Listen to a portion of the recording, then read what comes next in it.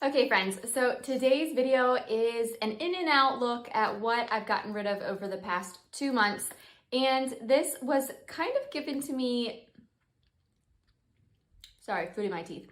And this idea was given to me by Leah, who's like eco friend or something like that on YouTube. If you look up Leah eco minimalist or something like that, I'm sure you'll find her. But she actually really got me started on trying to become more eco-friendly. And these are one of the videos she does, and I always find them super helpful.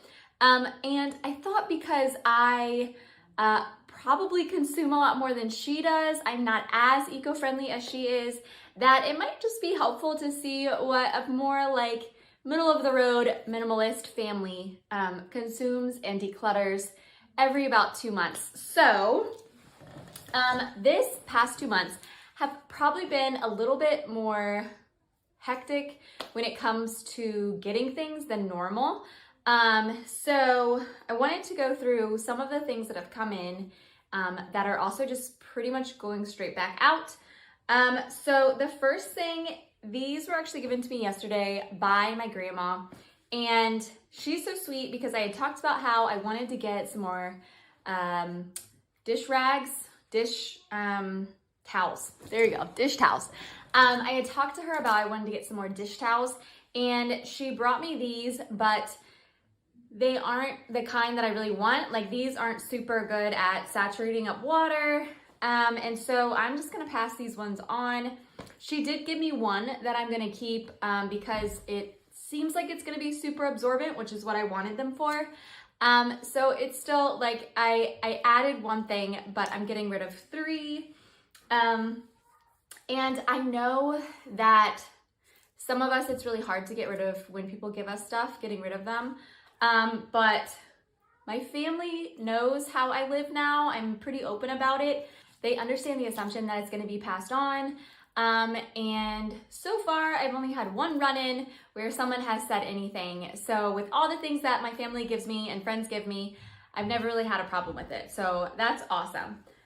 Some other things that I've gotten this month, I got this little jacket, and it is perfect. It's just what I wanted. I had been looking actually at thrift stores for a long time for like a light, like a medium weight shirt jacket that I could wear. These are really useful where I live in Virginia.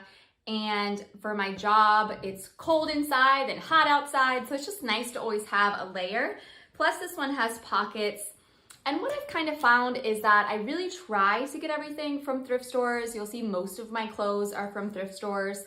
But when you're looking for a very specific thing, sometimes it becomes very irritating because you look and look and look and you can't find it. And this is something that I needed right now in spring. And so when I found this, I think it was at TJ Maxx, I just went for it because I knew it was something that I had really been looking for a while and hadn't been able to find. And the other 2 things, or a few things I wanted to show you, I got this book probably, in March, and I got this book this past month, and I've been reading both of these, which is something that I don't normally do, but this book, The Daily Stoic, is actually like a 1-pager each day. And I really recommend it. It has some really good insight. So it actually has like a day that you can read the book. So, I'm actually behind. It's April 5th. But I didn't start this right in January, so I think that was my problem. It kind of threw me off. But you just read 1 page a day, and you kind of like take that message and think about it for the day, which I like that. And then, so this is the other book that I've recently been reading, and this is a very easy read. It's called The Mountain Is You by Brianna Wiest. It has some amazing information on how to conquer your self-sabotage, which is something that I think as becoming a minimalist and just working on a lot of things in my life in general, I constantly feel like I would self-sabotage myself constantly, even now with my minimalist journey and becoming more healthy, anything like that. And it really helps you understand why you're doing it so that you can get to the root of the problem. So this is a great read, and I'm gonna keep this, and I don't think this is gonna go to our little neighborhood library. I think that's one I'm definitely gonna hang on to forever.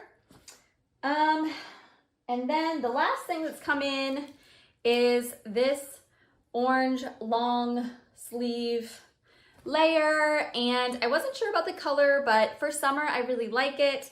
And I will talk about some things, some clothing wise things I'm getting rid of. So this actually replaced something that I got rid of, and it was the perfect thing. I got this at the Goodwill, but it's actually soft surroundings. And it's really soft, and so I usually sleep in this when it's a little bit cooler. So this is definitely something that I'm going to keep for a while. It's really nice fabric, it feels good, so those are always pluses for me. So those are the things that have come in that I'm keeping this past 2 months. And then obviously I'm getting rid of these, and then I can kind of show you. These are some things and that bag right there that I am getting rid of, and I'm just gonna walk you through a few things that are in here and some of the things and reasons why I'm getting rid of them. Hey friends, so I hope you're enjoying this video. My name is Becky Truda, and if you enjoy learning about minimalism and decluttering, then remember to hit that like and subscribe button so that you can get my next video.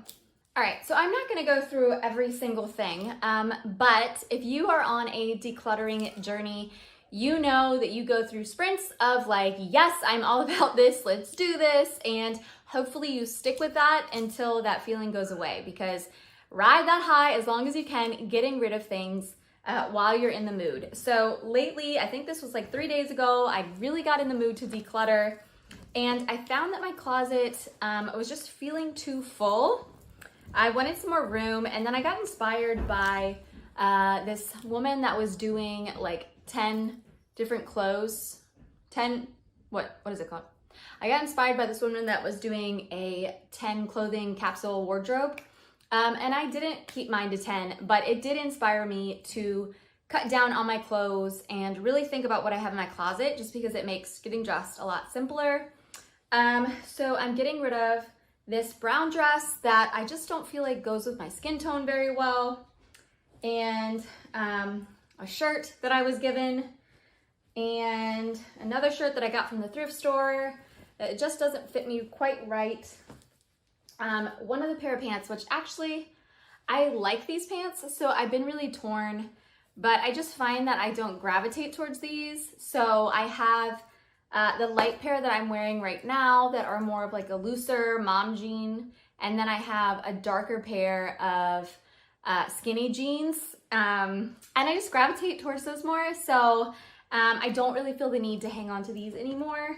And then, like I was talking about with the new sweater I got this because it's replacing this older gray long sleeve sweater, which has been really nice. It's a good weight, good length, but it's just getting a little too old and it doesn't feel very soft anymore.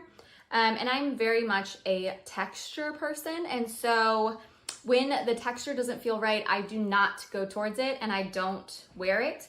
So I just found that I wasn't wearing this a lot, and I felt like it just gotten a little too old. So I was ready for something new.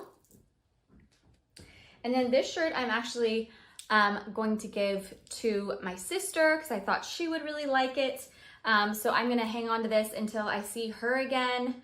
But I'm definitely all about like either donating things or giving them as gifts. And I feel like that feeling, if you're struggling with getting rid of stuff, especially if you're very inclined to want to sell everything, giving them to people that you love can be a much easier, simpler, and faster way of getting rid of stuff. If you're worrying a lot about trying to get money for everything, it just takes you a lot more time. Now, I can understand if it's a big ticket item that you think you're going to get a decent price for, or if you are sure that it's really popular still, so it's gonna sell fast. But it's really difficult when you have, you know, just some random clothes that aren't the most beautiful, and most of them are already from the thrift store. For me to take my time to try and sell each individual piece of clothing would just take too long. And personally, I don't like using Poshmark or some of the other clothing places, only because I just feel like it takes too much of my energy, even though they're doing it. I know, isn't that funny? But I don't not recommend them. I mean, I think it's great, and I definitely have used them in the past, and I would just say that it became where I would sell things, and then I'd be like, oh, well, I could get more money if I use it towards that website, and then I would just buy more clothes on the website. So I had to cut that off because that was not what I had gone on there to do anyway, and it just led me to buy more things. So I have some clothes I'm getting rid of. And here I also just have some of my daughter's clothes that I've gotten too small for her. So we went through her clothes a couple days ago, and the things that are just too short or too small are going. And then I'm also getting rid of these dress pants that I have here. I liked them for a little while, but you live and you learn, right? Like, I got these from Target. I needed a pair of dress pants for a work function, and they fit the bill, but then, like, I just don't know why I keep going back to Target, because they don't last. Like, it just doesn't last very long, and I just feel like it's lost its shape. So these are gonna go. These are not working for me. So those are the clothes I'm getting rid of, and then I have a few more things to show you. All right, so here's my other bag of stuff, and in here mainly is this large white blanket, which is very warm, and I'm sure someone's gonna love it, but it's king size, and I thought that would be lovely for my bed, but my bed is a queen, and what I didn't realize is that when you buy king size quilt, it is much, much, much too big for my bed and always goes way over the side, so it's just not working. Then I have an old bucket we're not using anymore, and actually my husband got rid of some of his clothes, and so they're in here, and I was so proud of him. And I'm also getting rid of one more sweater that I got for Christmas, but I just stopped gravitating toward this one. I like the green one better, so I'm gonna let someone else enjoy that. One thing that I've kind of learned from this book and this book is to stop being so hard on myself. So I have 2 trash bags of stuff that I'm just like, how have I been a minimalist for so long and I still have so much to declutter every month?